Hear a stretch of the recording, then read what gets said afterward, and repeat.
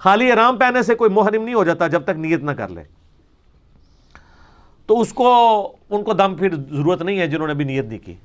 میرا اپنا چھوٹا بھائی ہے, اس نے 3-4 دن پہلے مجھے فون کر کے پوچھا, کہتا ہے جی اس نے تو بکنگ کرائی ہوئی تھی 29 مارچ کی, انگلینڈ سے اس نے عمرہ کرنا تھا اور پھر پاکستان آنا تھا, اس کا بھی کینسل کر دیا. انگلینڈ والوں کو بھی نہیں آنے دے رہی, یہ نہیں ہے کہ صرف پاکستان کو نہیں.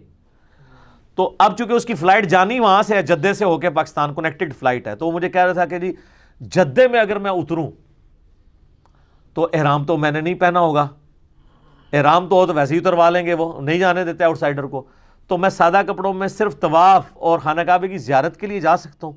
میں نے کہا پھر تو جا سکتے ہیں آپ, کوئی مسئلہ نہیں ہے اگر انہوں نے جانے دیا تو, ورنہ وہ نہیں نکلنے دیں گے وہاں سے. تو چونکہ وہ اس نے مسئلہ اس لیے پوچھا کہ فقہ حنفی کا یہ مسئلہ ہے کہ آپ میقات کو بغیر احرام کی حالت کے کراس نہیں کر سکتے, ادروائز آپ کو دم دینا پڑ جائے گا. تو جو حنفی ہیں نا, وہ کنیکٹڈ فلائٹ میں جو آتے ہیں نا, میقات ان کا کراس ہوتا ہے, ان پہ پڑھنے دم. جبکہ احادیث یہ کہتی ہیں, بخاری مسلم دونوں میں حدیث ہے کہ نبی علیہ السلام فتح مکہ کے موقع پر کعبے میں اس حال میں داخل ہوئے کہ آپ کے سر پہ لوہے کا خود تھا, لڑائی کی وجہ سے وہ جو پہنا ہوتا ہے. اور مسلم میں الفاظ ہیں کہ آپ نے کالی پگڑی پہنی ہوئی تھی, پھر وہ خول بال میں اتار کے آپ نے پگڑی پہن لی ہوگی. اس پہ امام بخاری نے باب باندھا ہے کہ اگر کسی شخص کی عمرے اور حج کی نیت نہ ہو تو وہ بغیر احرام کے بھی مکے میں داخل ہو سکتا ہے. بیسیکلی انہوں نے حنفیوں کا رد کیا ہے. حنفی یہ کہتے ہیں کہ جو بندہ مکے آئے گا اس پہ عمرہ کرنا فرض ہے, حالانکہ عمرہ خود ہی نفلی عبادت ہے. جبکہ امام بخاری نے کہا کہ نبی علیہ السلام جب فتح مکہ کے موقع پہ آئے ہیں تو آپ نے تو عمرہ نہیں کیا, آپ نے تو احرام بھی نہیں پہنا ہوا تھا, الٹا سر پہ خود پہنا تھا. اس چیز کا ثبوت ہے کیونکہ محرم تو سر پہ کوئی چیز نہیں لے سکتا, ننگے سر ہوتا ہے. تو امام بخاری نے بتایا, کیا بتایا, وہی جو ہم آپ سے کہتے ہیں کہ مرنے سے پہلے اے مسلمان کر لے اس پہ غور, کتابوں کا خدا اور ہے, بابوں کا خدا اور. تو وہ کہتے ہیں ہاروت اور ماروت جو ہے نا, یہ وہ ہے جو احادیث میں لکھا ہوا ہے مضبوط روایتوں کے اندر. المسند الحاکم میں, مجھے اس کا نمبر بھی بائی چانس یاد ہے, اگلے دن بھی کسی نے پوچھا تھا, 3051 اور 52 نمبر آپ دیکھیں. اس میں کمزور روایتیں بھی ہیں کہ جی وہ کہتے ہیں کہ جی یہ بھی روایت ہے مسند احمد میں, ابن حبان میں, المسند الحاکم کے اندر, لیکن کہانی ہے, مجہول ہے اس کے راوی بیان کرنے سے. وہ کہتے ہیں کہ جی وہ فرشتوں نے اللہ کو کہا کہ اللہ تو نے اس کو خلیفہ بنا دیا, یہ تو زمین میں گناہ کرتا ہے. تو اللہ نے فرشتوں کو چیلنج دیا کہ اچھا جی کوئی نیک 2 فرشتے لے آؤ اپنے. میں تمہیں بتاتا ہوں نا, انسان کے بارے میں تم یہ بات کرتے ہو, یہ کسی دکھی انسان نے بیٹھ کے سٹوری گھڑی ہے کہ اسی بڑے ہوتے ہیں, اتے آؤ لقد خلقنا الانسان فی احسن تقویم. لیکن آگے بھی ہے, جب آپ برائی پہ اترتے ہیں ثم رددناہ اسفل سافلین. ہاں واقعی اگر آپ بن جائیں ابو بکر عمر عثمان و علی تو کوئی آپ کے مقابلے کا نہیں ہے, تیرے ہوتے جنم لیا ہوتا. تو فرق تب پڑتا جب تیری تعلیمات پہ بھی عمل کرتا, ورنہ چاہے اس زمانے جمے چاہے آج جمے, فرق کو نہیں کرنا پینا, رفع دین پھر بھی نہیں تو کرنا, جو مرضی ہو جائے, اللہ یہ کہ تو حق کو ایکسیپٹ کر لے. تو ان روایتوں ملتا ہے کہ وہ فرشتوں نے 2 بندے اپنے سب سے لائق فرشتے چنے, ہاروت اور ماروت. کہانی ہے میں سنا رہا, ان کو اللہ نے انسانی شکل میں بھیجا اور انسانی کمزوریاں بھی ساتھ لگا دیں, یعنی شہوت بھی اور یہ, اور ایک عورت کو ان کے لیے فتنہ بنا دیا, زورا نام تھا. ٹھیک ہے, وہ کہتے ہیں 17 زورا بھی وہی عورت ہے, وہ آندھی ہے, میں تمہیں دسنا کیویں آندھی ہے.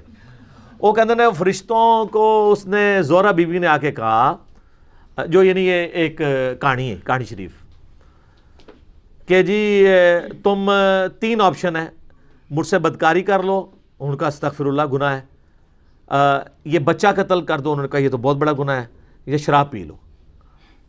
تو کوشش کرتی رہی, الٹیمیٹلی انہوں نے کہا تینوں میں سے سب سے کم گناہ شراب پینا ہے. شراب پی لی, تو شراب پینے کی وجہ سے انہوں نے بدکاری بھی کر لی اور بچہ بھی قتل کر دیا. اور پھر اللہ نے کہا کہ اب میں تمہیں عذاب دوں گا. تو انہوں نے کہا یا اللہ ہمیں تو دنیا میں عذاب دے دے, آخرت کا عذاب تو بہت سخت ہے. تو وہ عراق میں ایک کنواں, آج بھی لوگ زیارت کے لیے جاتے ہیں, کہتے ہیں اس کنویں میں الٹے لٹک رہے ہیں. اچھا وہ انسانی شکل میں آئے تھے نا, تو لٹکے ہوئے نظر آنے چاہیے نا, جدو دن لٹکے نے انہیں پھر دوبارہ فرشتے بن گئے نے. کیوں ایویں کہانی, نظر تو کوئی نہیں آ رہے, جھوٹ ہے. وہ باقاعدہ اسلام کے تاریخی مقامات میں لوگ جاتے ہیں وہاں، کہتے ہیں جی ٹنگے نے کتنے نے دکھاؤ نا ٹنگے ہوئے، تو کہتے ہیں انہوں نے، ایک سٹوری ہے۔ دوسری سٹوری ہے کہ وہ جو زورا بی بی تھی نا، جو ہے ہی کوئی نہیں تھی، انہوں نے فرشتوں سے کہا کہ اچھا تم تو آسمان تک جاتے ہو تو مجھے کوئی نہ ایسا منتر سکھا دو جو میں بھی پڑھوں تو آسمانوں تک پہنچ جاؤں، تو ٹھیک ہے میں پھر تمہارے ساتھ وہ برائی کرنے کے لیے آمادہ ہو جاؤں گی۔ تو ایک فرشتے نے انکار کر دیا، دوسرے نے کہا کہ ٹھیک ہے میں سکھا دیتا ہوں، اللہ بڑا غفور رحیم ہے، مجھے معاف کر ہی دے گا۔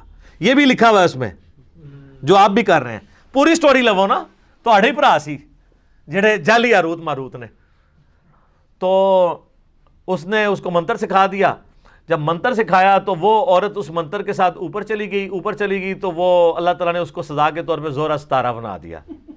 اے زورا بنائی ہے انہوں نے، اے کہانی شریف ہے۔ اچھا، اور کہتے ہیں وہ جو فرشتہ تھا، دونوں فرشتوں کو اللہ تعالیٰ نے عذاب میں ڈال دیا۔ یہ سب کہانی ہے۔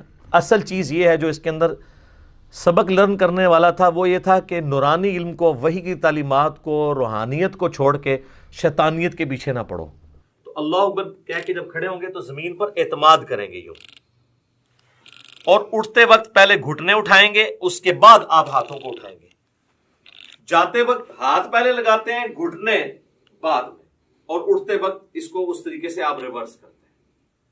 یعنی دوسرے الفاظ میں جو کچھ آپ نے بچپن سے سیکھا ہے تقریباً اس کے الٹ ہی کرنا ہے آپ۔ پہلے گھوڑے لاندے نے پھر ہاتھ لاندے نے، تو اس طرح ذرا آسانی سے سمجھ آ جائے گا۔ اسی کو ہم نے عرض کیا ہے کہ مرنے سے پہلے اے مسلمان کر لے اس پہ غور، کتابوں کا خدا اور ہے، باپوں کا خدا ہے۔ اچھا، لوگ بڑا پراپوگنڈا کر رہے ہیں، اس نے 2 خدا کر دیے ہیں۔ 2 خدا نہیں ہم نے کیے ہیں، ہم نے یہ بتایا کہ اس خدا کا تعارف جو آپ نے کروایا ہے وہ نہیں ہے جو نبی علیہ السلام نے کروایا۔ وہ تو میں نے کلیریفائی بار بار کیا، ان کو بھی خیر سمجھ ہے۔ تو 500 تکمیلوں میں باندھنے یار میں نے بتایا کہ اگر ارسال الیدین کر رہے ہیں تو ارسال الیدین کریں گے، اگر ود الیدین کرنا ہے ود الیدین، چھوڑنا نہیں ہے۔ انفی چھوڑتے ہیں، مجھے پتا ہے، ہاں وہ میں نے کلیئر کر دیا کیا کرنا ہے، اسی لیے کہا ہے تو اس کو مزید کلیئر کرتے ہیں۔ تو عید کی نماز کے اندر ہمارے حنفی بھائیوں کے اندر یہ چیز موجود ہے کہ وہ ارسال الیدین کرتے ہیں، اور آخری دفعہ جب وہ تکبیر کہتے ہیں، خیر وہ 12 تکبیریں تو کہتے بھی نہیں، وہ 6 تکبیریں کہتے ہیں، تو اس کو باندھتے ہیں۔ تو ٹھیک ہے یار، کسی بہانے جو سال بعد یا رفع دین کر رہے ہیں کرن دو۔ شکر ہے کہ وہ جو گھوڑوں کی دموں والا انہوں نے ایک تماشا لگایا ہوا تھا، اور وہ کہتے تھے وہ بت رکھ کے آتے تھے، وہ ساری چیزیں ختم ہو جاتی ہیں۔ رفع الیدین نماز کا سکون برباد کرتا ہے، تو جے سال بعد وہ سکون والی نماز دی بے سکونی کرنے لگے نا، یعنی سنت کے مطابق عمل کرنے ہی لگے تو کرنے دیں یار، باندھنا کرا دیو کدھر رفع الیدین ہونا تھا۔ عید قائم ہے تو ان کی ڈاکٹرین ختم ہے۔ وہ کہتے ہیں نماز کے سکون کو برباد کرتا ہے تو پھر ہر رفع الیدین کرے گا۔ وہ کہتے ہیں بس پہلا ٹھیک ہے، اس کے بعد جو ہے وہ برباد کرتا ہے، تو وہ قنوت وتر والا بھی رفع الیدین کرتے ہیں، ان کو کرنے دیں، ہم بھی کرتے ہیں، ٹھیک ہے نا۔ جو ہوئے نا وہ تو دینا جی، میں ٹائم نہ ضائع کریں۔ اچھا، اتنے لمبا تو یہ لو لیٹر میں نہیں پڑھ سکتا، سوال تو ہمیشہ ایک لائن کا ہوتا ہے، اتنے لمبے جواب ہوتے ہیں، تو سوال لکھ کے دیں مجھے۔ اگر لڑکا اور لڑکی ایک دوسرے کو پسند کرتے ہیں اور لڑکے اور لڑکی میں دینی اور دنیاوی ساری خوبیاں ہوں، ماشاءاللہ، یہ کون سے لڑکا لڑکی ہیں جی، ساری خوبیاں موجود ہیں، مگر لڑکی اور لڑکی گھر والے نہ مانیں تو وہ کوئی سٹیپ لے سکتے ہیں؟ کوئی سٹیپ نہیں لے سکتے جی، جوتیاں مارنی چاہیے ایسے لوگوں کو جو اس قسم کے سٹیپ لیتے ہیں۔ اسلام میں ولی کی اجازت کے بغیر لڑکی اپنا نکاح نہیں کر سکتی، نکاح باطل ہے۔